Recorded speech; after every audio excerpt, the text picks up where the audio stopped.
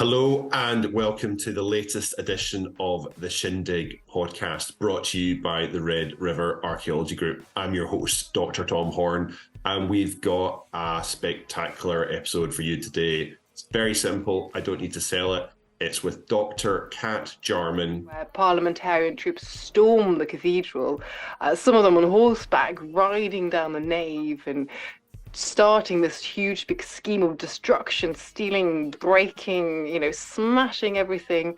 Famous archaeologist, famous science communicator, talking about her latest best-selling book, The Bone Chests. And up there are six wooden chests. They're quite small, really, remarkably small. So listen now, it's genuinely fabulous.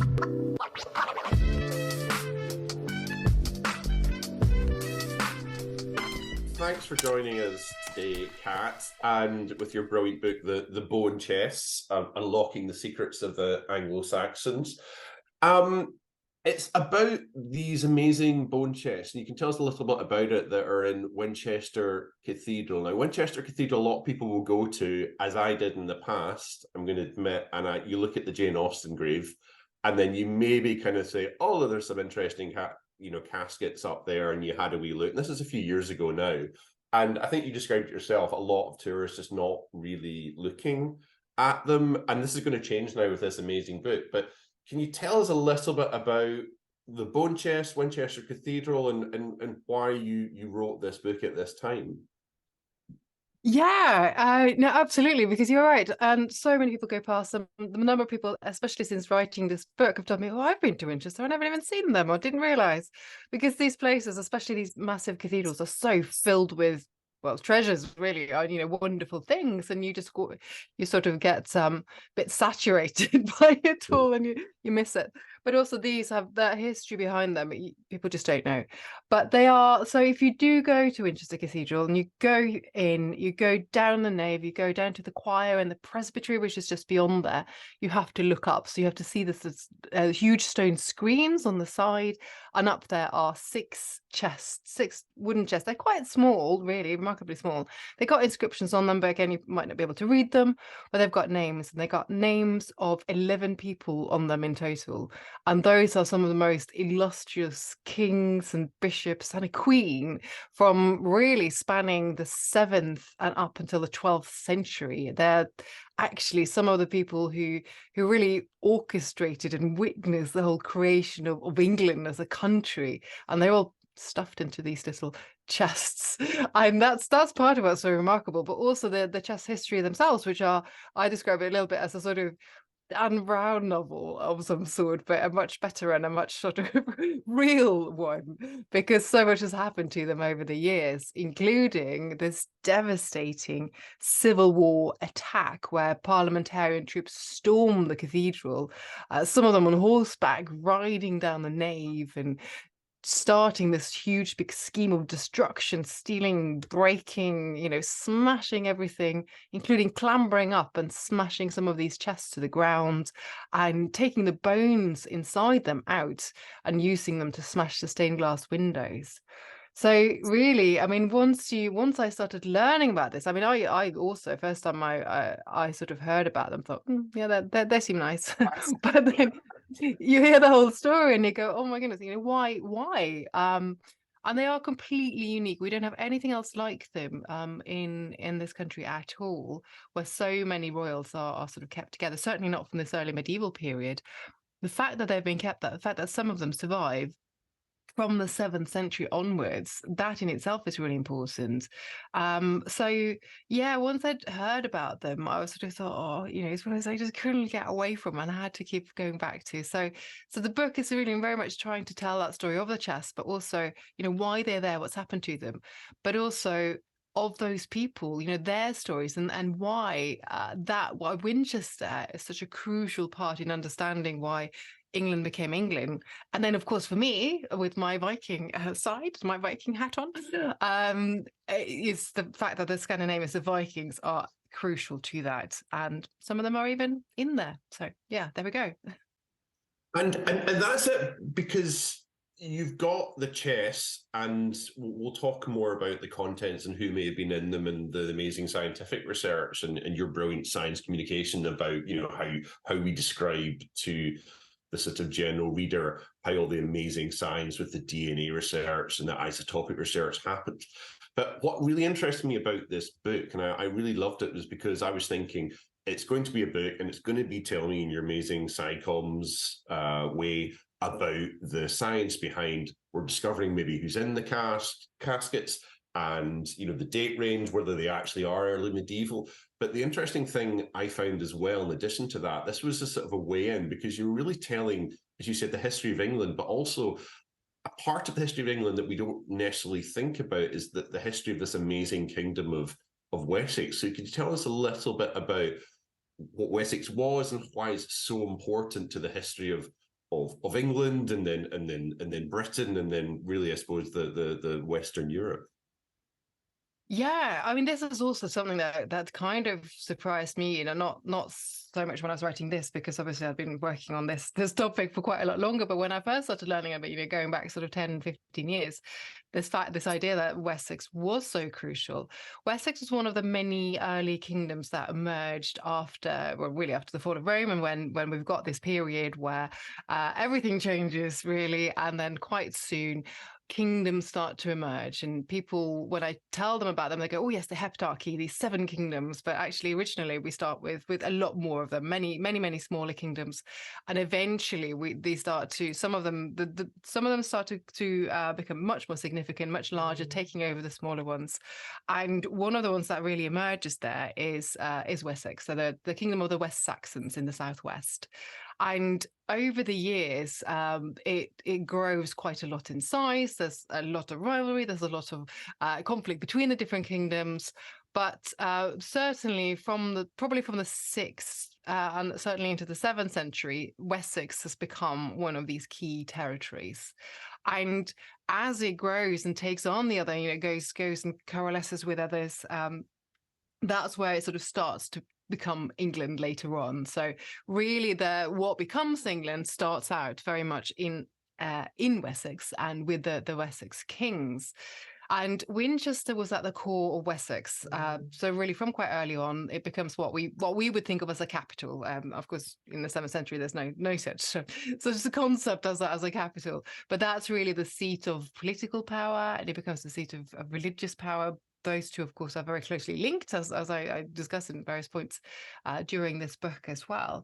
So Winchester becomes the key, and I think for most people, it becomes best known in the 9th century when Alfred the Great takes on, and he really starts to work on Winchester as a town, and so the form. In fact, if you go to Winchester today, a lot of what you see, the sort of street patterns and even things like street names, go back to Alfred's Winchester, 9th century Winchester. And it's also the churches and the cathedrals. They have the most incredible story. The cathedral that you see today is the 11th century Norman. The 11th century Norman cathedral, but that has 2 precursors, one called Newminster and one called Oldminster. And Oldminster goes way back to the beginning in the 7th century. So that's the sort of it in a nutshell, really, I think, with Wessex. And because it's got these really crucial kings, some of them that I talk about in the book have got connections and alliances overseas, especially to Francia. And, that gives it also very much a continental link and continental connection. Then we go into the more Scandinavian phase. So I'm sure we'll get on to people like Knut the Great later on, who's also linked. So then we have the Scandinavian connection between Wessex and Winchester as well. So yeah, it's kind of got everything, Wessex in a way. And I think that's the strength of it, because it's as we'd say in archaeology and academia, it's multidisciplinary. It's got a little bit of everything. So. And you explain it so well. And this is the thing that I want to ask about now. What is your process for writing? Because people probably know you're a very skilled archaeologist. You've run digs across Europe. Vikings are your main area of expertise, but you're a hard scientist. You're looking at ancient DNA. You're looking at isotopic analysis. when you're writing a book for a more general audience like this, what is your process in sort of interpreting this very sort of, very difficult and complicated hard science that I do not understand most of the time? And I'm thankful for books like yours to explain it to me.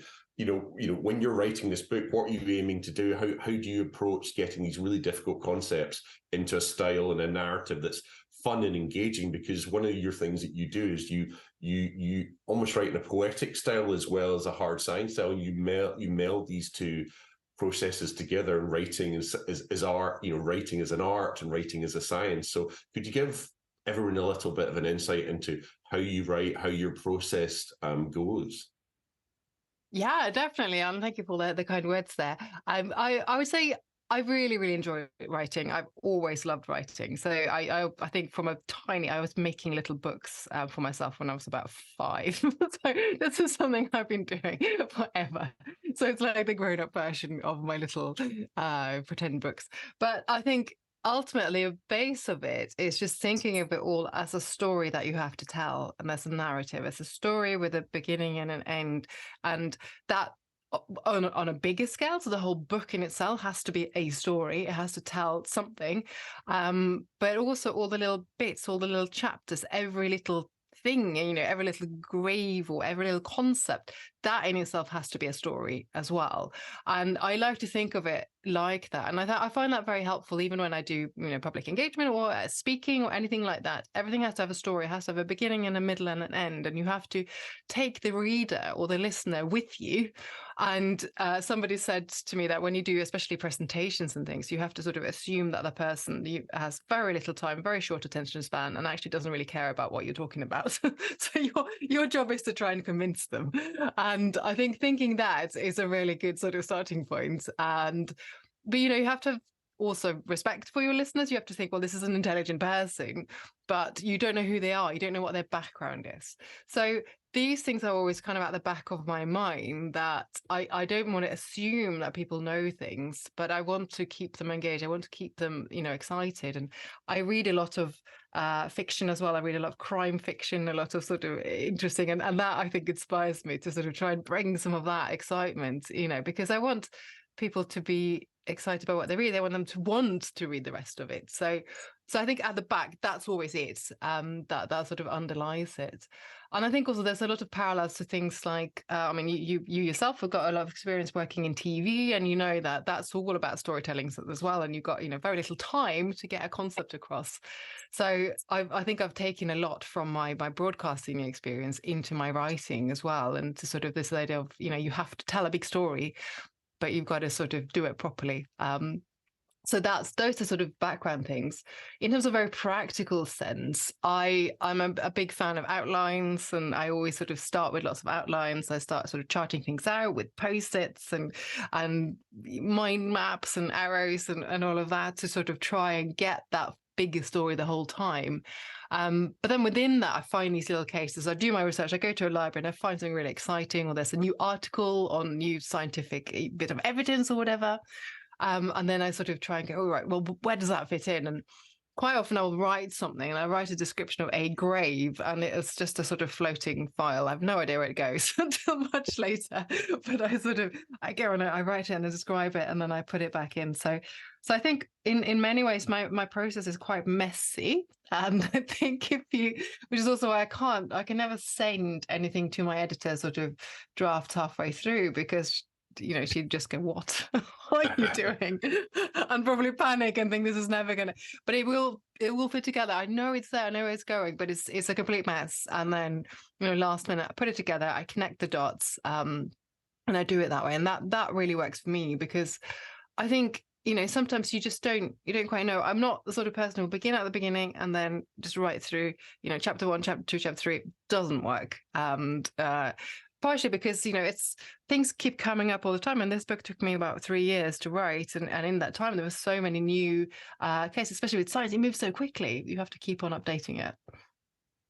And that's the thing. One of the things I loved about this book was that there are references in it for papers that were out like a year ago in 2022. This book was obviously just published this year, and the way that then interesting way you're talking about your process, you'll find a paper, you read that and then say, how does this equate to some of the stories that I'm trying to tell? And one of the best examples of this, I thought, was when you were talking about origin myths and migration and origins of the, quote unquote, the Anglo-Saxon or the English people, or whatever term that people are comfortable using.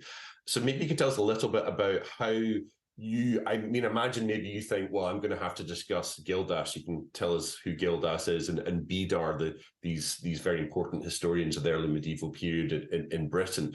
But then you have these amazing new papers that, you've just read, these big ancient DNA studies or these studies on isotopic analysis. So maybe as a vignette, you could tell us how looking at the origins of the early English or the Anglo-Saxons, what Gildas and Bede are telling us is early medieval sources, of which we have very little, but then you're managing to bring that together as a story and bringing in these amazing new scientific papers that were just being released as you're writing the book.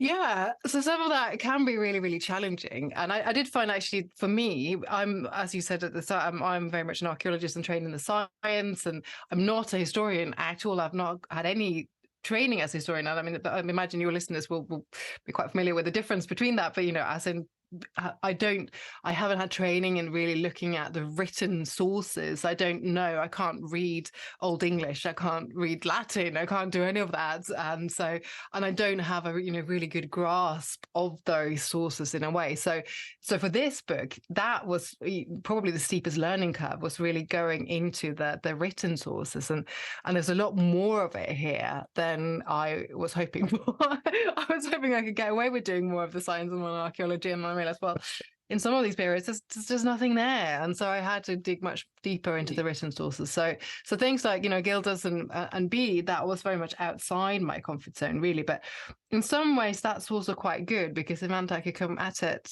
with a sort of slightly fresh eyes and go, yes, I sort of vaguely know about these sort of early writers dating to that early medieval period, and who write about these so-called Saxon migrations and tell us quite clearly what happened, who came, what battles they fought, against whom, and where they settled, and how that really originated in the whole creation of England, or the Anglo-Saxons, and then in England.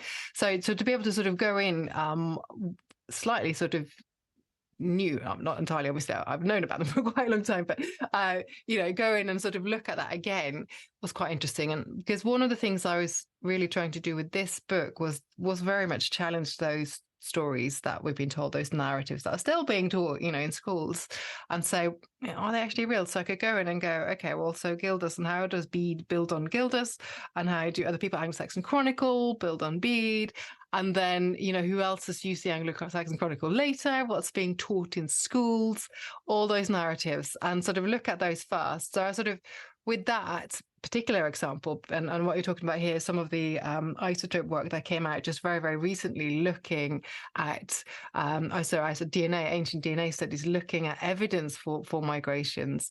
It was quite nice, because I could start with a summary and just go background going, okay, here's the traditional narrative, and then let's go and have a look and sort of see, well, what does it say? What do those authors conclude? And in this particular case, without wanting to do too much of a spoiler for anybody wanting to read the book, the interesting thing, I think, was that the DNA does show quite a lot of quite diverse migration into England, but mixing with sort of local populations, and the fact that this is happening at all levels of society as well. Some of those written sources suggest this is a kind of elite coming in, elite takeover, but actually we're seeing, what seems like a huge level of migration coming across. And some of those graves are not, marked out as anything special. They're not necessarily leaders or rulers or anything like that. Just, seem to be everyday people.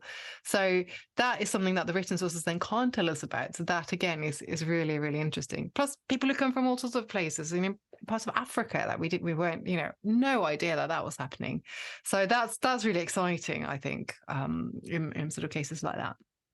And that's again another strength of your books, including the fabulous River Kings. And if you like the Bone Chest, definitely get River Kings afterwards. It's Cat's same sort of trademark style of bringing in the latest scientific research and then talking about these wider narratives and changing the way we look at the historical narratives. And that's the thing with River Kings.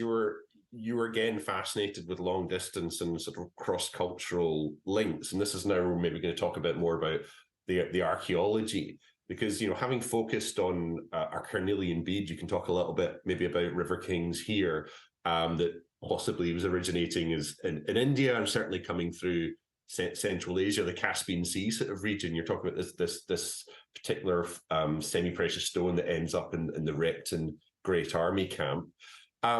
You know, so what, you know, as an archaeologist, what artifacts that you were discovering in the process of the book? I mean, you had known about them, but you were finding that were really helping to tell the story about this early period. So we're talking about the early migration period and the foundation of kingdoms like Wessex, because you talk about amazing, you know, the particular type of cusp class that were maybe coming over from Western Norway, or you're alluding to the sort of Frankish artifacts in Kent, you know, one of these unknown sort of migrations that we talk about.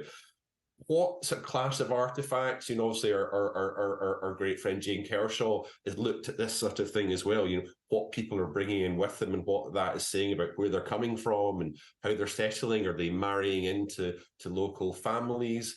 So maybe just, you know, what sort of class of artifact or type of artifact really excited you and helped you tell this wider narrative? Yeah, that's a good question. And I think for River Kings, as I said, the carnelian bead was so obvious. It was such a good starting point. And actually, I found that one much easier to think of in terms of the artifacts, because I was trying to tell very much that story of, from the ground level, quite literally speaking. And so you had things like, you know, Viking ship nails that talk about ships and all of that. And also going very much into places like in Eastern Europe, where the written sources coming much later, and we don't have them for that sort of early period that we were talking about. So there it was quite straightforward actually to look at those artifacts because they were telling us so much. I have to say that in this one, that was much harder. There wasn't anything obvious. So that question doesn't really have a very good answer in a way, because there isn't, to me, when I was writing it, there wasn't anything that sort of carried it through, apart from the bones. So whether we can call about the bones artifacts, I don't know, but you know, sort of as objects that have been have been curated. I think that was what was really interesting to me, because here we're talking a lot about bones that have had a sort of life, not necessarily just as the sort of reminder of the person, you know, in a sort of close family sense that, you know, you go and tend to the grave because you remember that person, but used as political tools, used as, you know, religious or political objects and being manipulated and curated. So it's very much those bones, I think, that did it the most. But little objects like, you know, these clasps that you talk about, which I sort of knew about, but not really until I started researching them. And they date to sort of 5th century, I believe, sort of late 5th century. And we're talking East Anglia, so we're talking that east and sort of around Norfolk and all parts of the country like that. And the fact that you have these connections across the sea. And so this is sort of almost really a bit before the period I'm talking about. But I was so interested in those connections, also going further up to places like Bamborough and that sort of northeastern coast, but again, a bit later on, any connections that we've got with Norway, especially something, again, from my work in Norway, also knowing about those sort of earlier connections before the Viking Age, but they're not really considered very often. I think they're sort of neglected a little bit, these connections with Scandinavia earlier on. But I think we need to bring that back in, because they're going, well, this isn't something new. This sort of North Sea connection isn't a new thing. And I did try to get that across a little bit in River Kings as well. But of course, that was very much Viking Age focused. But if we go a little bit further back, we have to go, well, people are coming in and out for a really long time. So I guess those definitely made a difference. But apart from that, it was very much the way that these bones were used as objects, and, you know, saints' remains as well, saints' shrines, how they were really manipulated by these sort of rulers, especially, and how they were giving all that significance. That to me was something I kept getting back to. And that's what we would sort of, again, call in academia this sort of object biography. Maybe it's a good time now just to have a brief note about the object biography of the cast, because obviously you talk about that great scene and you describe it so memorably about the parliamentarian soldiers coming in during the Civil War. Can you maybe just tell us about how these chests get to be in the form that they are now, and because it's not the first chests they've even been in, and obviously they've been jumbled about, they've been used literally, as you were saying, as missiles to smash through the stained glass windows. I mean, just an incredible scene, and you describe it so beautifully. Maybe now just a point in the podcast just to give the reader an idea of, they've been in different casks, they've been moved around, how many bones maybe there are, just a little bit of background on that. Yeah, so this is, actually also one of my favorites really was researching the actual story of the chests themselves, not just the bones inside. So the ones you see now, if you go in there, date from the 16th century, or at least 4 of them do. So there's 6 chests now. 4 of them are the original ones that were there when the parliamentarians attacked. 2 are replacements, because at that time in the 17th century, there were actually 10 of them originally. So more of them were lost, and then 2 were replaced. So the ones you're looking at, some go back to the 16th century, and before that they go back much further as well. So there are earlier medieval examples, and in fact at the moment there's an exhibition on in the cathedral called Kings and Scribes, where they have 2 of the medieval chests that were forerunners to these ones also on display. But then they go back even further. So the first time we know that somebody put bones in chests is in the 12th century. So that's somebody called Henry of Blois, who was the Bishop of Winchester. He was also the son, I believe, grandson of William the Conqueror, and he was also related to the King Stephen. So he was actually quite an important person, and he was doing this not just because this was a religious belief, but also because this was part of his own family ancestry. But he moved them into the then Winchester Cathedral, which was the cathedral was consecrated in 1092, so it was quite recent, really. And so before that, we have to also understand a little bit about these churches. I mentioned briefly that we have forerunners to the cathedral. So there are actually 2 forerunners, so Old Minster and New Minster. So these were Minster churches, which means that they were churches that were the centre of a monastic community. The first one starts in the 7th century, around 650, and that's the one that later becomes known as Old Minster. And that was a thriving community, nice big church, very popular. And then Edward the Elder, who was the son of Alfred the Great, decided to build a new church, establish a new Minster community in, I think, right at the beginning of the 10th century. And so he built what then becomes known as New Minster. But they keep Old Minster there as well, right next door. So you have 2 churches, and they start competing, essentially, which one is the biggest and which one is the best. And so you could touch them both. You could walk between and then touch the walls of both. So it's bizarre, side by side. And the part of the reason why he does this is because he wants to essentially show his new sort of political regime and his new territory, which was very much turning into England as opposed to just Wessex. And as a part of that, he also takes bones. So he takes his father's bones, he takes Alfred the Great's bones, and moves them into New Minster. So we have this weird situation for quite a long time, up until the Normans arrive, where you've got some burials in New Minster and some in Old Minster of all these kings that eventually end up in the chests. Then finally, the Normans decide, this really, they're building their new cathedral, and they're tearing down New Minster. Old Minster stays for a long time with lots of burials in it. And then eventually Henry of Blois decides, no, this won't do. We can't have all these bones in random locations. I've got to pick them up. I've got to do something. So he takes them, puts them into lead sarcophagi, and but apparently there's a later record to say that it was a little bit confusing what was what. There was lots of tombs around. He didn't quite know who was who. Some were kings, some were bishops. Because he didn't know, he put them all in together, a bit jumbled up. So they start being jumbled up already, from the word go. But there are names attached to them. So some of them had names painted on, and there are various lists. So over time, these have then been moved. Obviously, presumably the lead sarcophagi started to deteriorate, and new wooden chests were made. And that brings us forward up until the ones that we've got there today. And I think again, that was brilliant. Again, buy this book because Kat explains things beautifully throughout, as she's just done there. And you said you're interested in, I think, sort of detective and crime novels as well, and very much some of them very much read like a detective novel. You're kind of it's gripping, and you have a fascination with these early medieval graves, and it's like trying to find early medieval battlefields. It's like they must be there, but there's so many legends and myths that have grown up amongst them. And of the graves and of the burials and of the characters that you describe in the book, Athelstan, Alfred, St.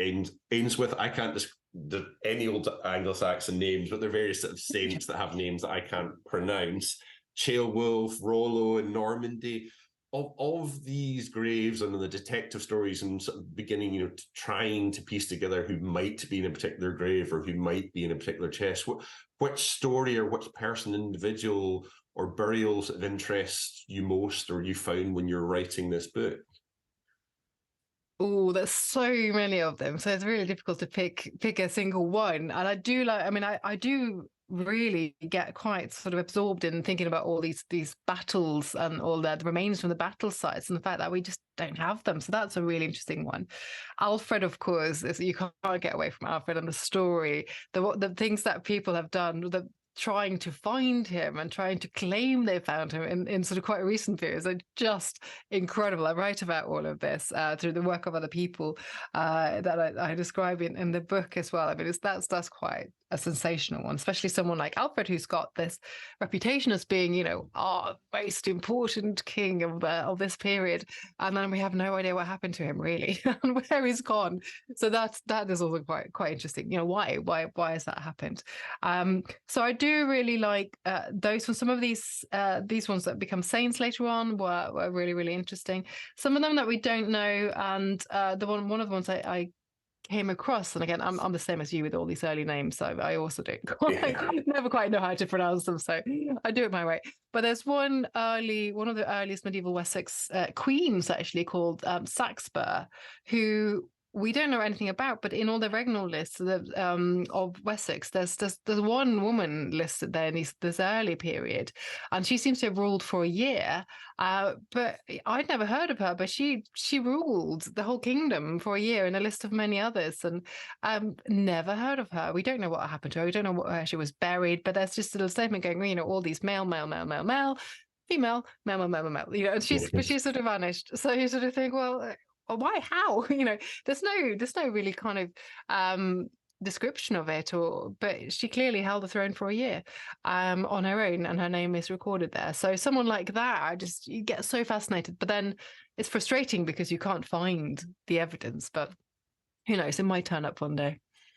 Well, this is. I mean, I'm glad that you mentioned the women's history and the royal women's history, because someone who studied Gregory of Tours as an undergraduate, and the amazing Frankish Merovingian queens, who are the fiercest people you'll ever meet on earth. Absolutely incredible people. And your interest in the female, the history is again another strength of your writing. And obviously with Emma being mentioned on the bone chest as well. Maybe you can tell us a wee bit about Emma. And yeah, you've already introduced us into the fact that it's difficult to find women's historical figures, particularly in royal families. They're often referred to as the queen, or they're poisoning someone. They've got Tim Clarkson was at talk last night, and that's often how you hear about them. They've done something horrible. And the same with Gregory of Tours. You cast them very much as these powerful but slightly sinister figures. So maybe if you tell us a little bit about Emma of Normandy, I think our listeners will be really, really, really interested in that story. Yeah, I do absolutely love Emma, and she's someone who should be getting a lot more attention, I think, more widely. She deserves it. So she was twice the wife of the King of Wessex or King of England. And so she starts being the wife of Ethelred the Unready. And she marries him, I believe, in 1002. She's essentially sent over. So she was the daughter of the Norman Duke. So she's of Norman blood, and she's sent over to be his king, partially to create this alliance, which is obviously one of the main reasons that you have these international marriages, or it's not sadly for love, it's usually for as other connections and diplomatic connections. So she's sent across, and her Norman background is quite important because, of course, the Normans being essentially Scandinavians going back a few generations, that is something that becomes important later on. So she starts as his wife, and they have some children, and then later on, after Ethelred's death, she then becomes the wife of the next king, which is Canute the Great. So she then becomes a Scandinavian king's queen. And there, I think that connection is quite important because it's likely that she grew up speaking Danish or some other Scandinavian language in her childhood, because that was spoken at the court that she grew up in. So she has this amazing connection, we think, to Scandinavia as well through her Norman roots that will help her in her marriage with Knut. And she becomes especially important from that point on because she and Knut seem to have a really good partnership. So they essentially co-rule. And this, again, becomes something quite unusual at the time because these queens are given very little respect and attention over the time. If you go back to someone like Alfred the Great and his wife Ealhswith, when we have his his biography by Asa.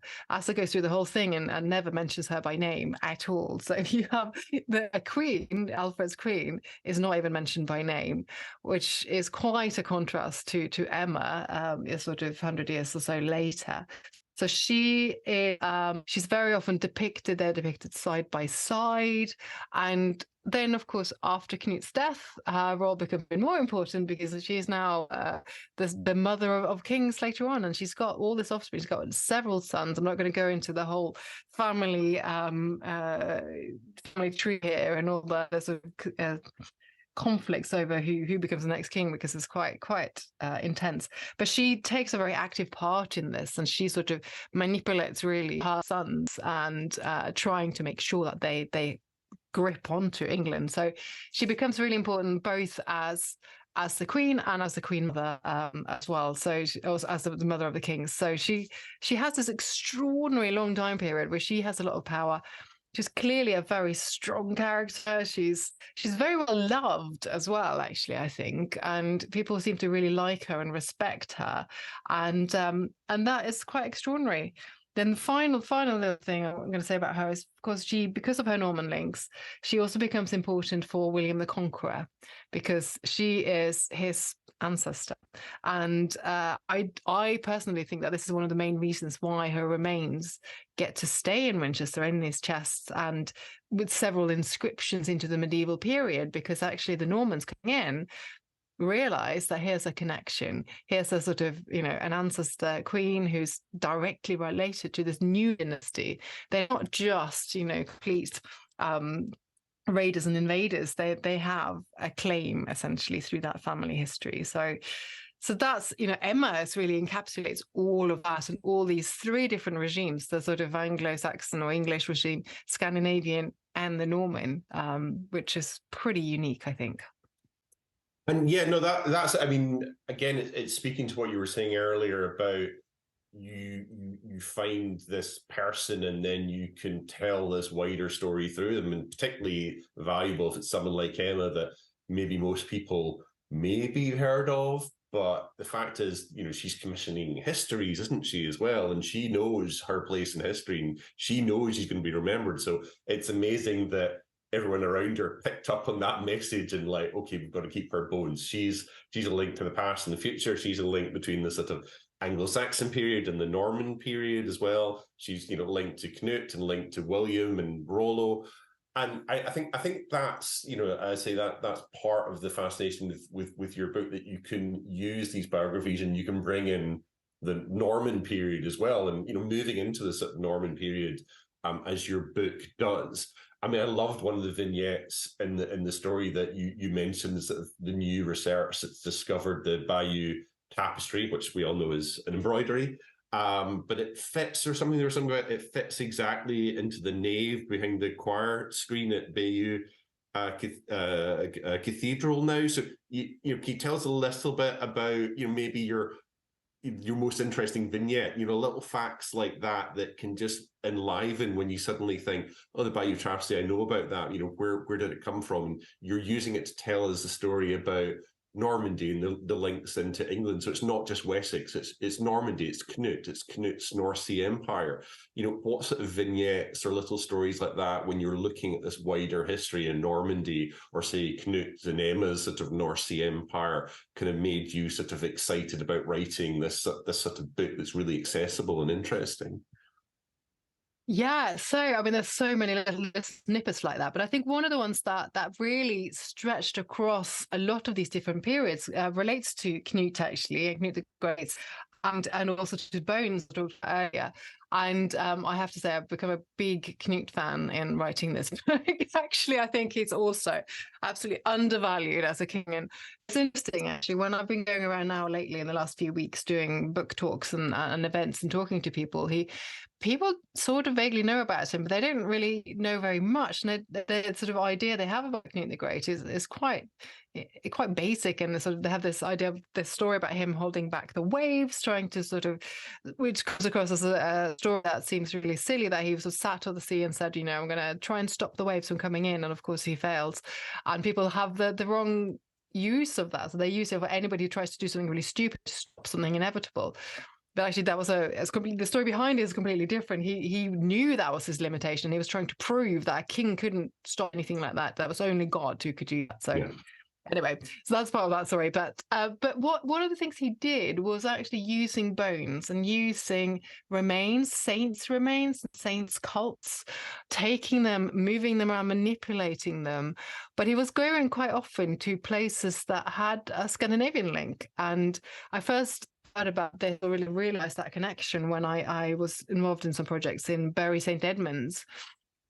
And of course, Saint Edmund is someone who was killed by the Great Army. So going back to my first bit of research in the 9th century. So he was the East Anglian king who was sort of brutally murdered by the Great Army, head chopped off, and later the locals found his head, put it back on, and his body was magically complete, and that was why he became Saint Edmund. Now this, of course, is in the 9th century. But then later on, Knut comes along into the 11th century, and he very much supports cults of Saint Edmund, and especially in Bury St Edmunds, and is part of creating the new abbey there and the new sort of shrine, and very, very much supports this the saint, whose backstory is that he was killed by the Vikings, and he was very noble in being a Christian. And part of the thing that St Edmund did was refuse to give up his Christianity.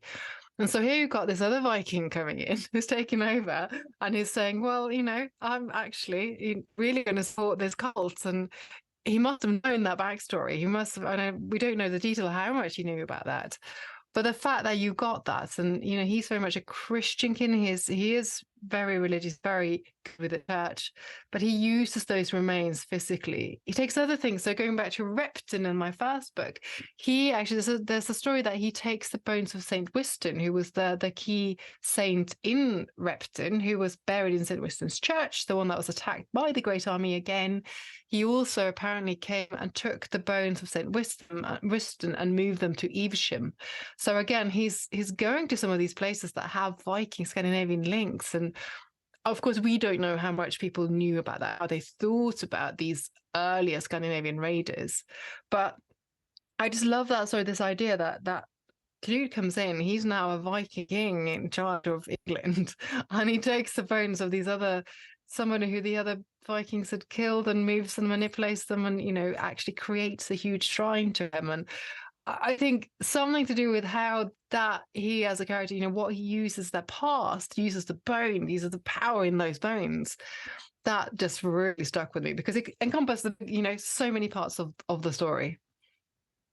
And that's it. I mean, we won't keep you for much longer, but I think what your closing of this book was, really quite affecting. And I'll actually even quote from it here. What is so special about those bones? You're talking about the bones in the chest, but you're also talking about things like you're talking about there, Knut's manipulation of saints' bones as well. And you say what's so special about those bones is that when we do what we can to add flesh back onto them, they remind us of the human stories within that history. So I suppose, Dr. Kat Jarman, my final question to you is, what should we take with us from how you and previous generations of researchers have looked at the bone chests and just the manipulation of history and archaeology and saints' relics from these amazing chests at Winchester Cathedral? For me, I think it's that we should always remember that we probably never get to the sort of real truth of the history, but everything is a narrative. Everything, the history is written in the present, and it's written for different reasons, for different motivations. We can get closer and closer, I think, by untangling it, by adding bits of science, by adding lots of different sources. But we have to always remember that whatever story we are thinking about and talking about comes from somewhere. It comes from somebody who is thinking about it, writing about it with particular background, with motivations, with, sometimes they are good motivations, sometimes they are not, but we have to understand that, and we have to unpack it and not just sort of automatically accept something like Bede, so saying, well, yes, Bede told the truth, here, this is the story. But we've got to go, okay, who was he? Why was he telling this story? And how does it stack up now? And how has it gotten to us? And always sort of keep on interrogating those things. And that itself is really exciting and really fun. But I think if we understand that, if we understand why we've got to where we are, and then try and use as many methods, as much science is never going to be the answer. It's never going to give us a silver bullet to tell us everything, but it's going to add a different layer that is slightly different from those written records. And yeah, always try and interrogate the narratives, keep coming back to them. What I'm writing now, in 10, 20 years, I'm sure this book is going to be awfully out of date and might be completely disproven half the things I say, but that's fine. That's exciting. That's part of the process. We have to just remember that, we can do what we can to put things back onto them, but we also have to sort of unwrap and see how we got there in the first place. Well, I think we should end it there, because that's just a beautiful summary of what is a fantastic book, and it's called The Bone Chests, Unlocking the Secrets of the Anglo-Saxons. It's by Dr. Kat Jarman, and it's published. It's out now as an audiobook that you narrate as well, and you can buy it in all good bookshops and online as an ebook, and it's by William Collins. So it just remains for me to say, on behalf of the Red River Archaeology Group, thank you so much, Kat, for your time, and best of luck with the book tour. No, thank you so much. An absolute pleasure talking to you.